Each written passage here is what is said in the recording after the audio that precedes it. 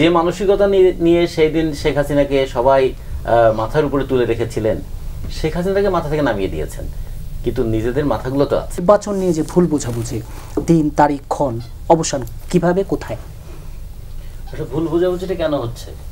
ভুল কি বোঝানো হচ্ছে নাকি যারা বলছেন তারা নিজেরা ভুল বুঝেছেন? মানে যদি আমি নিজেই ভুল বুঝে থাকি তাহলে আমি কাউকে আর সঠিক জিনিস বুঝাতে পারবো না। ফলে এখন একটা কনফিউশন তৈরি হয়েছে যে আমরা দেখছি যে সবাই কথা বলছেন এবং জনগণ কথা শুনছেন, কিন্তু জনগণ আবার এই সংশয়ের মধ্যে আছে যে যারা কথা বলছে তারা কথাটা রাখবে তো। ফলে কথা বলাটার সমস্যা না, কথা শোনাটারও সমস্যা না, কিন্তু কথা রাখবেন কিনা সে ব্যাপারে একটা দারুণ সংশয় আছে, যেটা একটু আগে রুমিন ফারহানা বলেছেন। যে কারণ কথার মধ্যে নানা ধরনের অসঙ্গতি আছে, কোনটা যে কথার কথা আর কোনটা যে সঠিক কথা এটা মাঝে মাঝে গোলমাল লেগে যায়। একদম। নাম্বার 2 হলো এই সরকারের সামনে চ্যালেঞ্জ কি কি ছিল।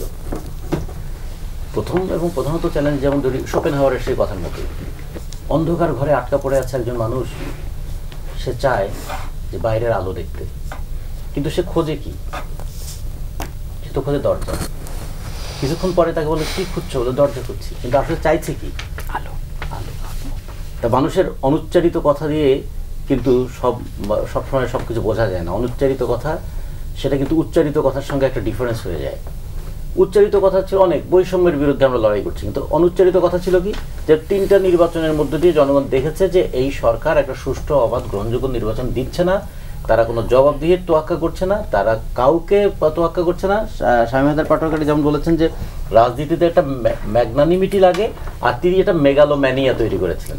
মেগালোম্যানিয়া একটা সাইকিক প্রবলেম, আমি সব, আমি ছাড়া কিচ্ছু না, আমি ছাড়া সব কিছু কেনা যায়, আই অ্যাম দ্য স্টেট, এরকম একটা অ্যাটিটিউড তৈরি হয়েছিল। মানুষ এগুলো পছন্দ করেনি, কিন্তু পছন্দ না করলে মানুষের যাওয়ার পথ কোথায়?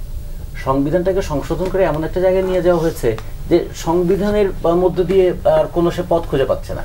নির্বাচনী ব্যবস্থাটাকে এমন করে কুক্ষিগত করে ফেলা হয়েছে যে নির্বাচনের মধ্য দিয়েও কিছু করা সম্ভব না।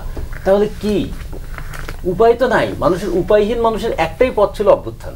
অভ্যুত্থান যদি 5 তারিখে না হতো তাহলে অন্তত আরেকটা মাসের হয়তো 25 তারিখে হতো, কিন্তু এটা ছাড়া আর কোনো পথ তো ছিল না। মানে আওয়ামী লীগ তার পথটাকে এমনভাবে ব্লক করে দিয়েছিল যে এইটার বাইরে আর কোনো বিকল্প ছিল না।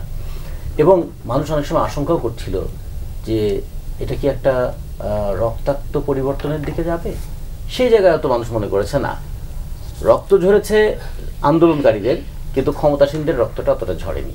তো ফলে এই দিক থেকেও একটা জিনিস খেয়াল করার মতো, মানুষের একটা মানে মানসিক গড়নও তৈরি হয়েছিল যে খুব সহজে আমাদের ট্রান্সফরমেশন অফ পাওয়ার হবে না, আমাদের একটা বড় ট্রানজিশনের মধ্যে দিয়ে যেতে হবে, এবং সেই ট্রানজিশনের মধ্যে দিয়ে যখন যাব তখন আমাদের এই কাজগুলো করব।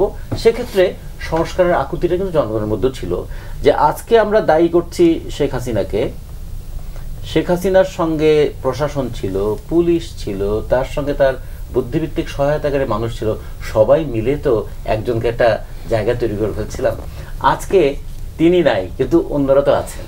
ফলে যে মানসিকতা নিয়ে সেই দিন শেখ হাসিনাকে সবাই মাথার উপরে তুলে রেখেছিলেন, শেখ হাসিনাকে মাথা থেকে নামিয়ে দিয়েছেন, কিন্তু নিজেদের মাথাগুলো তো আছে। ফলে সেটাও একটু খেয়াল করতে হবে, সেই জায়গাও কি কি সংস্কার আমাদের লাগবে। এটা না হলে নির্বাচনটা সুষ্ঠু অবাধ হবে না। আবার সংস্কারের নামে যদি সময়ক্ষেপণ হয়, তাহলে মানুষের মধ্যে কিন্তু আরেকটা আছে যে আমাদের চেয়ারগুলো এত আঠালো যে কেউ একবার বসলে চাইলেও উঠতে পারে না। ফলে এইরকম পরিস্থিতি হবে কি? ফলে মানুষ বলছে যে বসেছেন তো যাবেন কি আবার? ফলে এই দুটাও আছে। ফলে যারা ক্ষমতায় আছে তাদেরকে ব্যালেন্সটাও করতে হবে যে আমরা ক্ষমতায় এসেছি জনগণের অভিপ্রায় অনুযায়ী, আমরা জনগণের মতামতের ভিত্তিতে একটা রাষ্ট্র পরিচালিত হবে, সেরকম একটা পথ তৈরি করে দিয়ে যাবো, কিন্তু সেই ক্ষেত্রে একটা সংশয় তৈরি হয়ে আছে।